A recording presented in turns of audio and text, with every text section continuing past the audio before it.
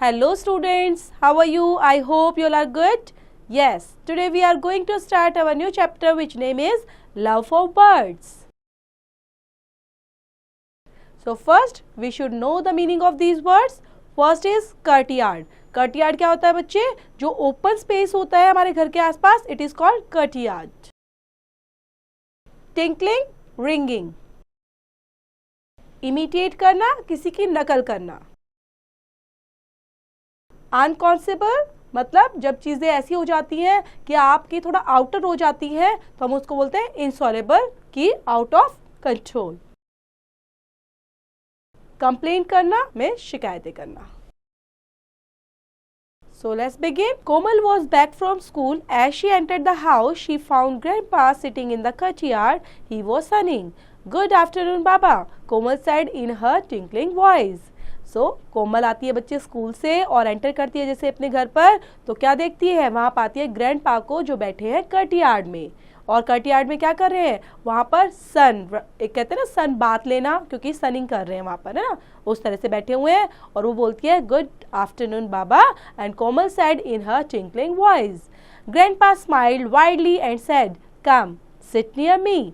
और grandpa smile करते हैं. वाइडली क्या होता है, थोड़ा बड़ी सी स्माइल, और क्या बोलते हैं, come sit near me. Widely बड़ा.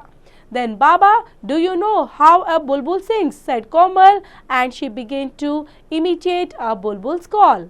So Baba, do you know how a bulbul sing? कि बुलबुल कैसे गाती है, कोमल पूछ रही है. और क्या करना शुरू कर देती है, साथ में begin to imitate a bulbul's call. मतलब जैसे बुलबुल बोलती है वैसे ही उसको नकल करना, वैसे ही उनको बोलना स्टार्ट कर देती है. How did you know that it was a Bulbul, grandpa asked. तो वो क्या, बाबा क्या पूछते हैं कि हाउ डिड यू नो, तुम्हें कैसे पता चला कि ये बुलबुल थी. Today in our games period, a bird came and sat on the school boundary. The teacher told us that it was a bulbul and it sang so sweetly, said Komal. And I also know how a koel calls. With this, she hooted like a koel.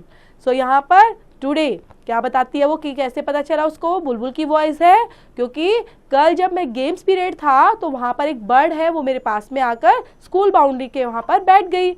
Then teacher क्या पूछती है, it was a बुलबुल, और क्या बोलती है कि ये बुलबुल है.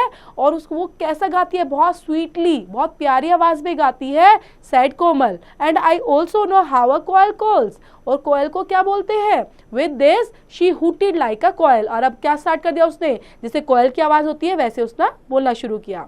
Then how is a koel different from a crow, asked grandpa. तो ये बताओ कि किस तरह से जो क्रो से डिफरेंट कैसे होती है कोयल. The coil has a sweet call but a crow howls harshly, said कोमल.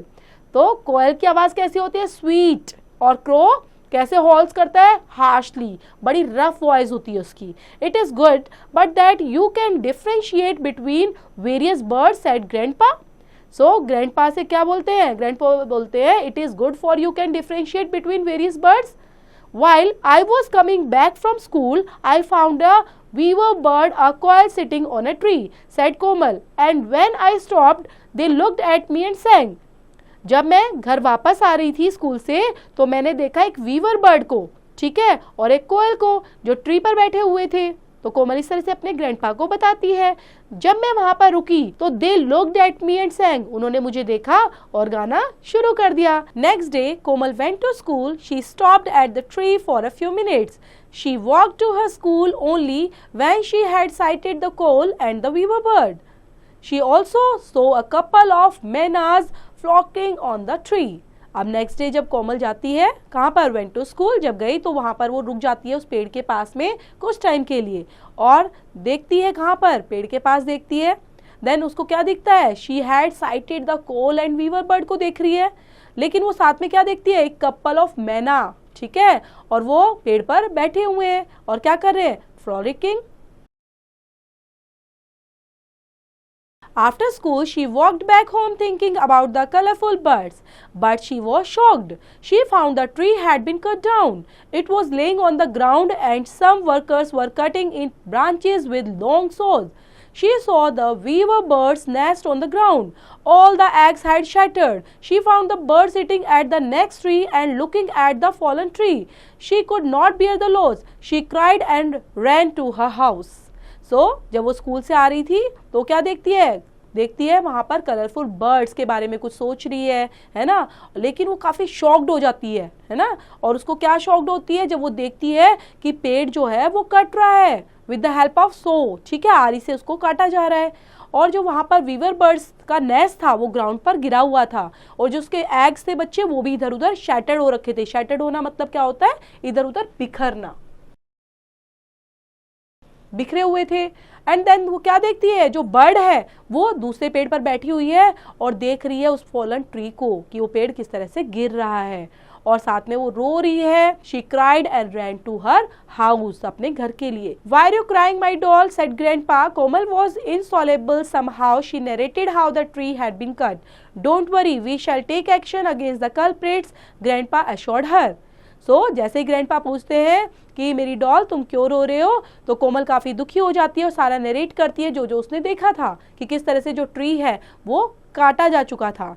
तो उसके ग्रैंडपा उसको समझाते हैं, शॉर्ट करते हैं कि डोंट वरी, जो कल्प्रिट्स है, कल्प्रिट्स कौन होते हैं बच्चे, अपराधी, जो पेड़ काटने वाले हैं, हम उनके अगेंस्ट एक्शन लेंगे, तो आप टेंशन ना लो।